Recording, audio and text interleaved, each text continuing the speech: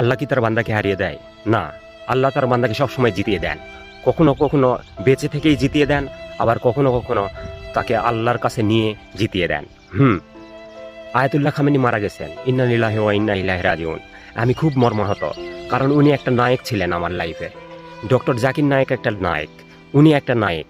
আমি মুসলমান হিসেবে তাদেরকে রেসপেক্ট করি, সর্বোচ্চ রেসপেক্ট করি, কারণ এই পৃথিবীতে আমার দেখা, আমার জানা সর্বোচ্চ লোক ছিল তারা। তো তারা মারা গেছে, এই কথা নিতে অবশ্যই আমাদের কষ্ট হচ্ছে, কিন্তু এটা বোঝা উচিত যে এটা আল্লাহই করেছে। আর যখন একটা লোক মারা যায়, তখন তার শেষ নিঃশ্বাসের সময় সর্বোচ্চ যখন কষ্টটা হয়, নিঃশ্বাস যখন চলে যায়, তখন সে অস্থির হয়ে যায়।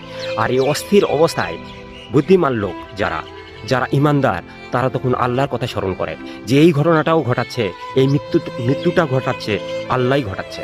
তো সেটা আমি সহ্য করে নিব, অবশ্যই আল্লাহর জন্য সহ্য করে নিব।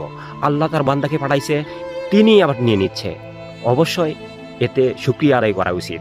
কেউ মারা গেলে সে হয়তো পৃথিবীতে আর তাকে পাওয়া যাবে না, কিন্তু হ্যাঁ, ওই ৭ আসমান উপরে গেলে আপনি ঠিকই তাকে দেখতে পাবেন, এবং দেখবেন সে সর্বোচ্চ জায়গায় আছে ইনশাআল্লাহ। এবং আমরাও সেই সর্বোচ্চ জায়গায় যাব, সেই দোয়া সেই আশাই করি আমরা মুসলমান যারা আছি, সবাই এক হয়ে, সবাই যে যেইটুকু পারি, কিছু না পারি, লাইক কমেন্ট শেয়ার করে ভিডিওটি সবার কাছে শেয়ার করে দেব, সাহায্য করব।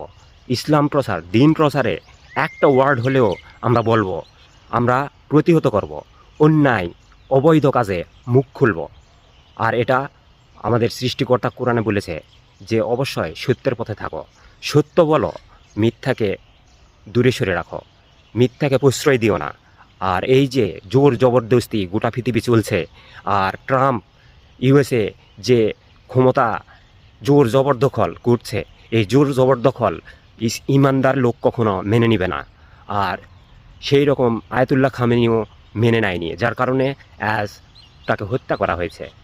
তো সবাই আমরা মুসলমান যারা আছি, আমাদের মাথার উপরে একটা বিশেষ লোককে খুন করেছে, আমি বলবো খুন করেছে, অবৈধভাবে খুন করেছে, অন্যায় করেছে।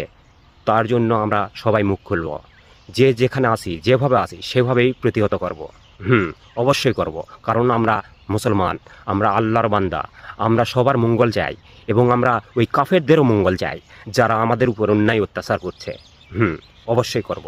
আল্লাহ আছে, আল্লাহ আমাদের জিতিয়ে দিবে।